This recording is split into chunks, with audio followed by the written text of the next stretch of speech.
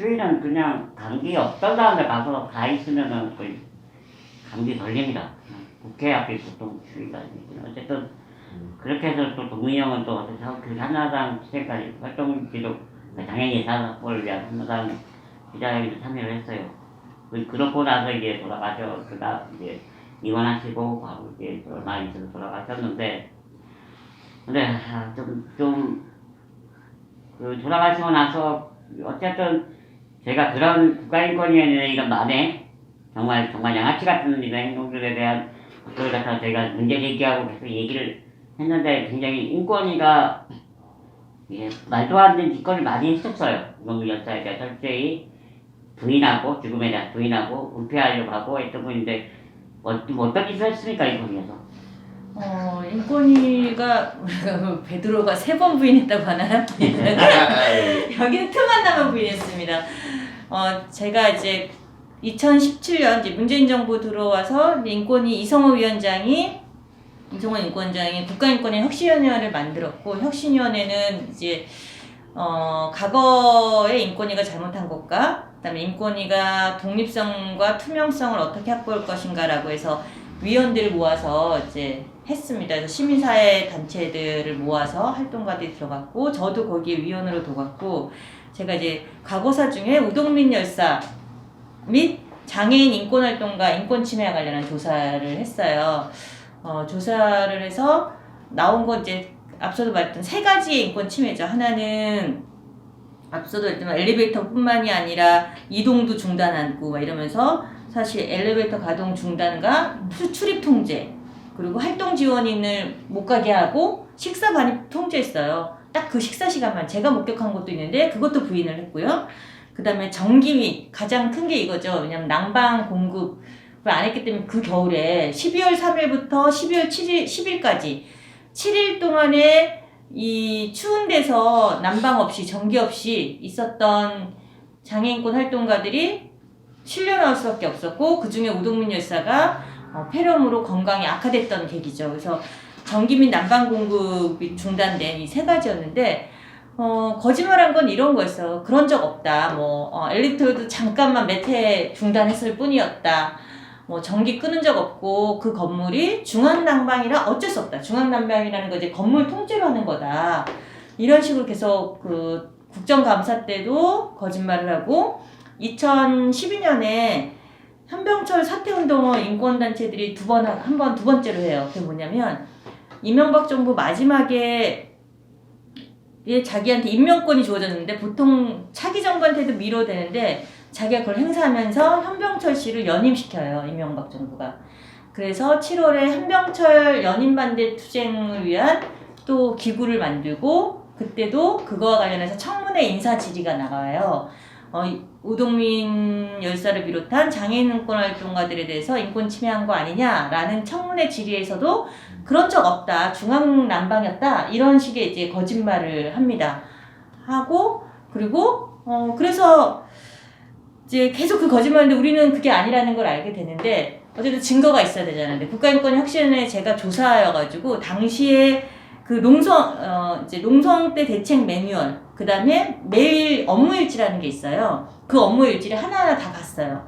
봤더니 건물이 이제 인권위 건물은 자기 소유가 아니기 때문에 건물주가 결정하기 때문에 자기는 소관 아니다라고 했는데 중앙 난방이지만 퇴근 이후에는 요청하면 층별로 난방이 가능했던 거예요. 근데 그것도 거짓말한 거죠. 그래서 그 12월 3일부터 12월 10일 사이에 그러면 중앙 난방 말고 개별 지역 난방을 해준 입주한 회사들은 있는 거예요.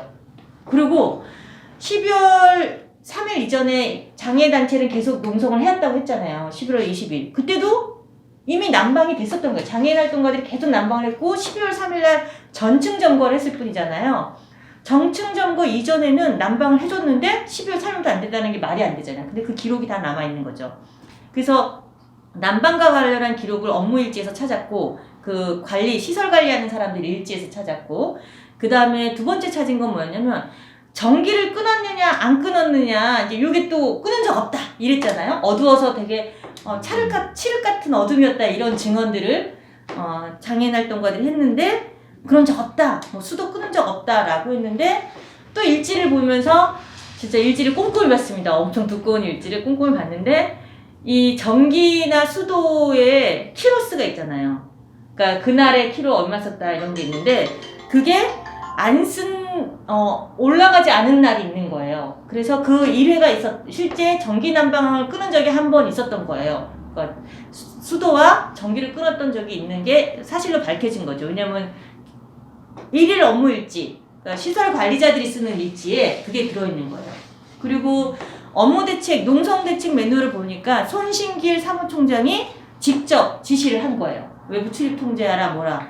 이거는 그러면 그전 농성과 다르게 국가인권위원회가 주도적으로 인권 침해를 기획했다라는 점에서 굉장히 큰 문제라는 거죠. 그게 내용으로 이제 저희가 조사를 통해서 나오게 된 겁니다. 그래서 그런 조사에 나온 것이 있기 전까지는 뭐 국회 인사청문회에서도 거짓말하고 특히 또 거짓말한 건 뭐냐면 2013년에 유엔 인권옹호자 특별보고관이 한국을 방문합니다.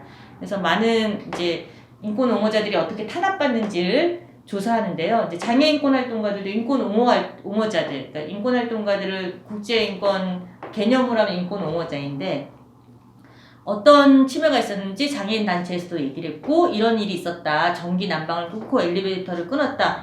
너무 놀라워하는 거죠. 어떻게 인권기구인데 그럴 수가 있냐. 최소한의 인권의 기본적인 조치를 해야 되는데 김진숙 지도위원도 한진중공업에서 크레인에 올라갔을 때 전기, 난방 이런 거에 대해서 우리가 계속 얘기를 하듯이 마찬가지로 국가인권기구도 그렇게 해줘야 되는 거잖아요. 그래서 그런 걸 보고 너무 놀라워했고 그게 2014년 유엔 인권이사회 회의 때 이제 그 공고를 했는데 이런 일이 있었다. 최소한의 조치가 없이 이런 일이 국가인권기구에 있었다는 게 정말 놀라웠다. 이런 얘기를 하니까 당시 심상동 정책국장이 그런 일이 없었다. 거짓말을 하는 거예요. 그래서 인권활동가들이 굉장히 열받았는데 뭐라고 했냐면 그런 일이 없었고 오히려 장애인권활동가들이 폭력적이었다. 이렇게 인권이사에서 발언을 하는 바람에 또 그 부분에 대해서도 저희는 문제다. 이거는 은폐이기 때문에 또한 이것도 조사해야 한다. 그래서 왜 이런 식으로 거짓말을 했는지 은폐에 대한 조사까지 하기로 해서 혁신위에서 이제 그런 공고를 하죠. 우동민 열사의 사망과 관련해서 사과하고 그리고 사실이 밝혀졌으니 이걸 더 조사단을 구성해서 더 자세히 조사해라. 그러니까 조사 없이 사실관계 조사 없이 공고한 게 아니라 혁신위 때 이제 제가 문서 자료와 인권활동가들, 뭐 문혜린 활동가나 이런 사람들 인터뷰와 당시 국가인권위에 있었던 직원들 인터뷰를 통해서 사실관계를 파악하고 그거에 기초해서 사과 공고와 재발 방지 공고를 한 거예요. 근데 더 많은 인권 침해가 있었을 거고 특히 은폐와 관련해서는 더 조사를 해야 한다라고 해서 진상조사팀을 구성할 걸 공고하게 되죠. 네, 그래서 그런 좀 과정 속에서 계속 부인하다가 결국 국가인권위 혁신위원회에서의 그 문서를 통한 증거가 나오니까 부인하지 못하게 된 거죠. 네. 이제 그 전기를 끊겨놨다 그리고 뭐 엘리베이터를 갖다가 뭐 중단하지 않았다 이런 걸 제 눈으로 봤기 때문에 그러니까요. 저도 눈으로 봤는데 전기가 껐고 맞아요. 밤 8시인가가 대치 중에 경찰이 안 됐는가 도저히 안 되겠다 싶어하고 한번 진압하려고 들어왔어요. 엘리베이터가 한 몇 시간씩 중대 꺼져 있었는데 갑자기 엘리베이터 하다가 딱 켜지더만은 엘리베이터가 쭉 올라오는 거예요. 갑자기 그 문이 딱 열린 순간에 안에 경찰들이 막 빼곡히 들어와 있어요. 온몸으로 경찰이 진입 들어오는 거 막으려고 온몸으로 싸웠던 기억이 있어요. 저는.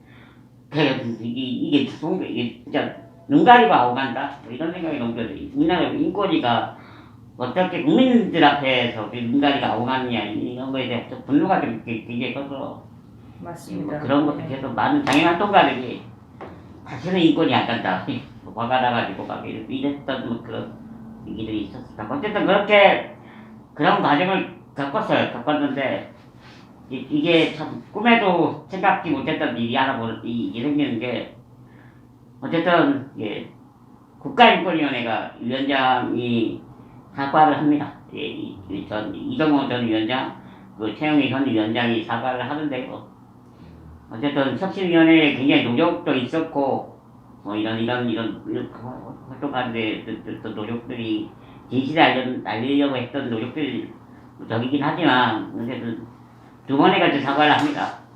두 사과자들이 있었는데 어쨌든 이 두 가지 사과에 대해서 어떤 의미가 있을까요? 뭐가 다를까요? 그러니까 아까 앞서 말했듯이 이성호 위원장의 사과는 혁신위원회에서 조사한 기초조사, 아까 했던 시설관리업체의 방제 일지에 드러난 이 인권침해 사실이 있단 말이에요. 엘리베이터 중단한 지시도 있고 다 있는 거죠. 농성대책 매뉴얼도 있고. 이걸로 이제 부인할 수 없는 사실관계가 조사됐으니까 이제 그런 기초조사에 따른 사과를 한 거고요.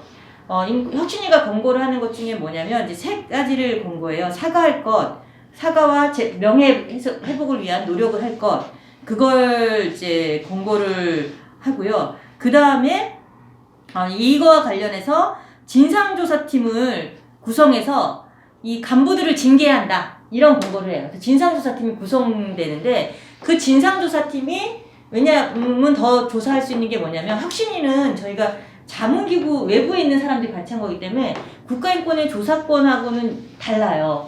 그러니까 다른 사람, 더 많은 사람들 조사할 수 있는 거니까 조사팀을 인권위에 구성해서 더 많이 조사해라는 그런 의미고 그걸 통해서 징계할 간부들 징계하라 라는 게 이제 저희의 권고였던 거예요. 그래서 진상조사팀에 의해서 나온 결과를 가지고 사과한 게 지금의 현 최영애 위원장이 사과한 거죠.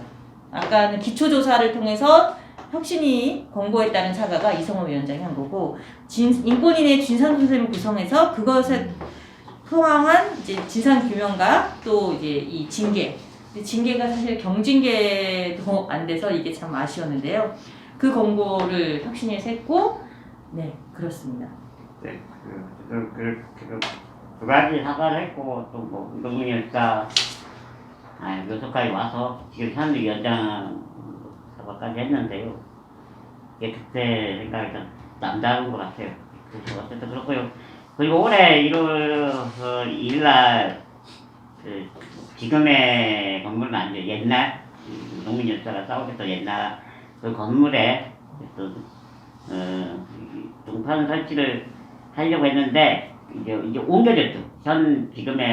지금의 건물로 이제 거기 뭐 인권위도 그런데 왜 거기도 뭐 하냐 그래서 현 건물로 옮겨서 동판 설치를 했습니다. 1월 1일 올해 1월 1일하고 했는데 이 동판 왜 우리가 동판 설치를 왜 얘기했을까요?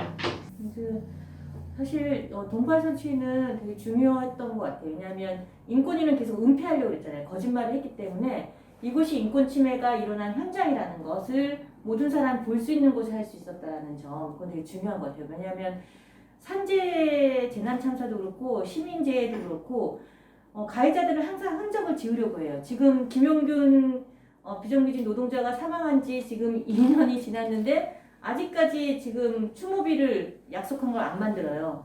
왜냐하면 그걸 하는 순간 자기들의 잘못을 인정하는 거라 뭐 크기가 어떠니 장소가 어떠니 이런 거짓말들을 하면서 미루고 있어요. 이런 것처럼 사실 투쟁이 일어났던 장소, 인권 침해가 일어났던 장소에서 보이게 함으로써 인권위 직원들이나 시민들이 이런 일들이 다시는 일어나지 않게 하겠다라는 것, 그 다음에 그런 투쟁을 했던 인권활동가들이 무엇을 위해서 했는가, 아까 했던 인권위 독립성이라고 하는 것, 그 다음에 이제 장애인활동기록법처럼 인권 보장을 위한 인권활동가의 노력, 이런 것들을 좀 보는 사람들로 하여금 좀 상기시켜준다는 의미에서 되게 중요한 것이 아니었는가라고 생각합니다. 왜냐하면 아까 혁신의 권고 중에 또 하나는 뭐였냐면 인권 옹호자들에 대한 특별 교육을 좀 직원들에게 해라. 장애인권에 대한 교육도 하고 인권 옹호 특별 교육도 하라고 했습니다. 왜냐하면 인권위는 되게 싫은 거죠. 맨날 인권 단체들이 싫은 소리하고 까칠한 소리하고 자기들한테 뭐라고 하는 이런 좀 비판의 목소리를 되게 싫어하는데 사실 인권 운동의 임무는 그런 거잖아요. 잘못된 활동을 하는 국가기구에 대해서 계속 모니터링을 하고 잘못한 건 잘못했다, 잘한 건 잘했다, 쓴소리를 해 나가는 게 우리의 역할이라고 생각하는데 그런 걸 굉장히 귀찮아합니다. 그런 의미에서 그런 활동을 인권활동가들은 계속 할 것이고 그런 의미에서 인권옹호제에 대한 인식이 인권위 직원들이 좀 바뀌어야 한다라는 점에서 동판을 인권위내에 설치한 것이 큰 의미가 있다고 생각을 합니다. 그래서 유엔 인권옹호자 특별보고관도 그렇게 얘기를 했어요. 인권옹호자에 대한 인권의 인식, 국가기구의 인식이 너무나 낮다. 인권옹호 활동가들이 있기 때문에 사실 인권정책이나 관행들이 바뀌는 거 아니냐, 차별적인 정책들이. 그런 점에서 인권옹호자를 귀찮은 모기 보듯이 하는 것이 아니라 이 사회를 바꾸는 중요한 활동, 중요 주체로 바라보는 것들이 필요하다는 점에서 인권위에 동판을 설치하는 것은 의미가 있다고 생각합니다. 네, 뭐 굉장히 큰 의미가 있다고 생각하고요. 국가기관 정중앙에 다양한 이 땅에서 가장 찾아받는 대칭 중에 하나인 그 장애인의 우판이 인권 이제 상징이 우판이 상당 그 자체만으로 전 상징이 있다고 생각하고요. 그리고 인권위가 올바로 가기 위한 어떤 편집판 같은 것들 역할을 하지 않을까 뭐 이런 생각이 있습니다. 더 나가서 이제 옛날 국가인권위원회 건물 앞에 이제 발바닥 같은 바닥에 동판을 이제 한다고 진행하시는 걸로 알고 있는데 저번에 하려고 했는데 못했습니다. 뭐 어떻게 진행하면 어떤가요, 회장님? 예, 올해 사실 모든 행사나 모든 일정들이 다 그랬지만 코로나 때문에 계속 연기가 되고 있었어요. 사실 올해 그 4.20 시기에 가서 하려고 했었는데 올해 4.20도 거의 형식적으로 이제 붙였던 거고 그러다가 이제 계속 어떤 그 적절한 시기를 지금 찾고 있는 중인데 아직까지는 결정을 못 내리는 상황이고요. 그래서 내년 1월 2일이 이제 딱 우도미니아사 10주기라서 그 날짜는 좋겠다 했는데 일단 서울시가 동판에 들어간 그 예산이 올해 것이기 때문에 올해 안에 이걸 집행을 해야 된답니다. 참 그게 뭐 중요한 건지는 잘 모르겠는데 제작비는 올해 집행하고 재확실은 내년에 하면 되지 않나 뭐 그런 생각도 하긴 하는데 아무튼 그리고 지금 개막식을 뭐 아직은 일정이 안 잡힌 거예요? 코로나 때문에? 지금 설치가 된 건가요? 아니요 아직 아직 안 됐죠. 예, 그래도 지금 계획은 일단은 세계 장애인 아마도 이게 인권 역사에 한또 기록이 될 수도 있겠는데 인권이 점거를 한 지가 또 이제 딱 10년이 되는 시기잖아요. 그래서 인권이 점거를 또 기록하는 기념이 되기보다는 기록하는 뭐 그런 자리로 생각하시면 어떨까 하는 나는 계획을 가지고 있습니다. 계속 기다리고 있는데 어째서 계속 잘 이제 동민 형님은 좀 추억할 수 있는 것들이 좀 많이 안 되었으면 좋겠다 생각이 들고요. 마지막으로 이제 1월 2일인지 내년 1월 2일이면 동민 형이 10년 됩니다. 방사량도 들어가기도 하는데 벌써 10년이네요. 저는 아직도 동민 형이 생각이 나는데 10년입니다. 10년 동안 제가 어쨌든 우리 많이 열사령도 이어받고 열심히 투쟁하자고 했는데 어떻습니까? 두 분은 동민을 생각하면서 또 마무리 좀 얘기를 해주시면 부탁드립니다. 제가 좀 말씀드리면 우도민 여사는 생각을 안 하는 날이 거의 없어요. 사실 기억에서 희미해지는 그런 친구보다는 아쉬움이 가장 많이 남는 그런 동기고 친구였기 때문에 계속 뭐 마음에 남는 친구이기도 합니다만 중요한 것은 우동민이라는 사람을 그냥 단지 장애인 활동가로서 그냥 기억하지는 그냥 않았으면 좋겠다 나름의 그런 바람을 가지고 있습니다. 수많은 장애인 활동가들이 듣기 싫어하는 말 중에 하나 그거잖아요.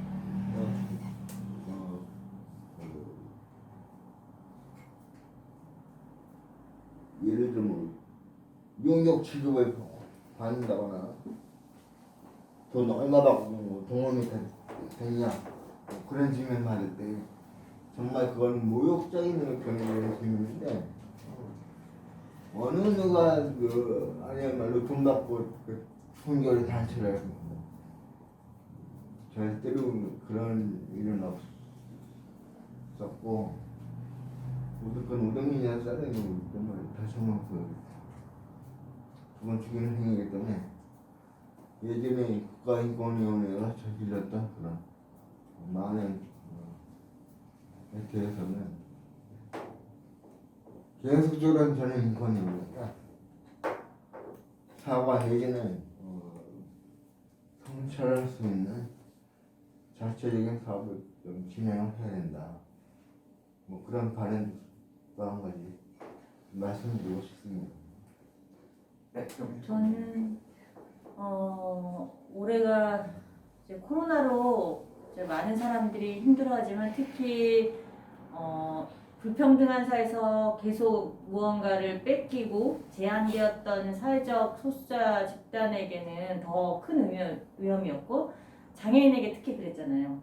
특히 뭐 제가 장애인이든 시설 장애인이든 그랬는데 이걸 통해서 활동지원인 제도가 정말 필요하다는 생각, 24시간 활동지원인 제도가 정말 필요하다는 생각을 많이 했던 것 같습니다. 그러니까 최소한의 인간적인 삶도 이루지 못하는, 이루어 생존의 위협까지 활동지원이 없을 경우에 그런 걸 너무나 많이 느꼈던 것이기 때문에 2010년에 들어갈 때 인권위 독립성과 활동지원인 제도, 가짜복지 이런 걸 규탄하면서 들어갔었잖아요. 그랬을 때 좀 다시 보여야 할 것들이 좀 24시간 활동 지원인 그리고 그것을 옹호해야 될 국가인권기구의 태도 혹은 그런 위치 이런 것들을 좀 생각하는 것 같아요. 그래서 그런 것들이 올해 좀 이어나가야 되는 것이 아닌가 내년까지 코로나 시대에 그런 생각을 했고 이제 어떤 이제 얘기를 할까 고민한 것 중에 하나는 이제 삼킬 수 없는 것들이라는 이제 라이더 시인의 시가 있더라고요. 그래서 어떤 거는 그냥 우리가 맨날 모욕을 당해도 차별을 당해도 그냥 삼키고 그렇게 많이들 살잖아요. 근데 정말 삼킬 수 없을 그런 최종 시기 우리가 좀 끝에 모여서 계속 싸우게 되는 것 같아요. 이거는 안 된다 적어도 그게 이제 지금 우리가 싸우는 것들 중에 하나인 것 같고 그것도 그만한 우리의 힘이 있기 때문에 저는 가능하다고 생각하거든요. 그래서 그 부분에 있어서 우동민 열사가 도저히 삼킬 수 없는 것들 때문에 나와서 싸운 거다라고 하는 그리고 그 힘을 보여준 거다라는 점에서 그런 정신들 우리가 삼킬 수 없는 건 계속 삼키지 말고 참아라 할 때 참지 않고 뱉어내는 것 그것들이 우리가 해야 될 일이 아닌가 싶고 그런 의미에서 라이더 시인의 마지막 구절을 싣고 들려주고 싶어서 제가 좀 적어왔어요. 라이더 시인의 시 제목은 삼킬 수 없는 것들이고 마지막 연에 이렇게 되어 있어요. 이제 친구와의 대화를 통해서 하는 건데 미선아 삼킬 수 없는 것들은 삼킬 수 없을 만한 것들이니 삼키지 말자. 그래도 토할 수 있는 힘이 남아있음에 감사하자. 이제 이런 구절입니다. 우리가 토할 수 있는 힘, 그게 바로 싸우는 힘이 아닌가 싶고 우동민 열사가 보여준 힘이 아닌가 싶고 그 힘을 이어나갔으면 좋겠다라는 게 저희의 마지막 생각입니다. 네, 예, 오늘 그 성북 장애인 팟캐스트 석장파 두 번째 시간이었고요. 올해는 버라이어티하게 좀 해보려고 했는데 결국 다크가 해버리는 해버려서 이게 아쉽긴 한데 뭐 예상했던 거지만 뭐 어쨌든 그렇긴 한데요. 그 얼마 전에 전태열사에 관련된 그 시집을 갔습니다. 전태열사가 마지막으로 이제 어머니께 제 몫을 다해서 그 롱별과 함께 싸워달라고 이렇게 부탁을 하시고 돌아가셨고, 그리고 이것도 어머니께서 끝까지 롱별과 함께 하셨다는 얘기를 들었으니 방송을 봤어요. 그래서 우동민 형이 아마 그래서 그거를 우리한테 계속 얘기하고 있다고 생각하고요. 언제나 현장에 계셨고 늘 현장에는 동민 형이 있었습니다. 늘 현장에 있었고 묵묵하게 지켰고, 그 동민 형 돌아가셨다고 했을 때 가장 질문받던 내용이 그거예요. 누구야? 동민이가 누구야? 이게 가장 질문을 많이 받았는데, 근데 사진을 보여주면은 그 사람 이랬거든요. 그래서 그런 동민 형이 어쨌든 지키려고 했던 현장, 사정제도와 활동지원 제도와 기타 인권위의 독립성 이런 것들을 지켜나가는 수행들을 계속 해야 되지 않을까 싶고요. 그리고 저는 많은 사람들이 전태일을 잘 기억하잖아요. 저는 뭐 비교의 문제는 아니지만 저는 어쨌든 동민 형이 10년이 되고 20년이 되고 30년이 되어도 잊혀지지 않았으면 좋겠어요. 잊혀지지 않고 우리 안에 살아있었으면 좋겠다 그런 바람을 가져보면서 성장사 이것으로 마치도록 하겠습니다. 두 분 수고하셨습니다.